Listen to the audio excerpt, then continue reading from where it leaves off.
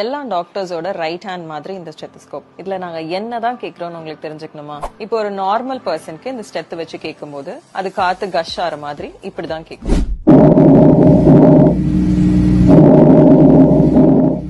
இப்போ உங்களுக்கு allergic asthma இருக்கு அப்படிங்கும்போது லங்ஸோட டியூப் அந்த அலர்ஜினால நேரோ ஆயிடும். சோ அந்த மாதிரி பேஷண்ட்டுக்கு ஸ்டெத் வச்சு கேட்கும்போது ஒரு நேரோ டியூப்குள்ள உதிர மாதிரி இருக்கும், இந்த மாதிரி. இப்போ இதே ஒரு பேஷண்ட்க்கு பயங்கர சிவியரான வீசிங் இருக்கு, ஆஸ்மானால சிவியர் வீஸ் இருக்கு அப்படிங்கும்போது ஒரு ஹார்ன் ப்ளோ பண்ற மாதிரி இருக்கும், இந்த சவுண்ட் மாதிரி.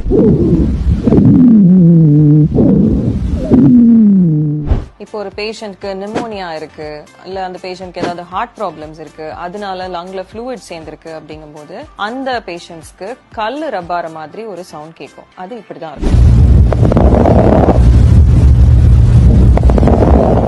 இப்போ நீங்க சிவியர் ஸ்மோக்கர், அதனால உங்களுக்கு சிஓபிடி, கிரானிக் அப்ஸ்ட்ரக்டிவ் டிசீஸ் அப்படிங்கிற ஒரு லங் கண்டிஷன் இருக்கு. சோ சிஓபிடி பேஷண்ட்ஸ்க்கு லிட்டரலா கொரட்டை விடுற மாதிரி இருக்கும், இப்படிதான்.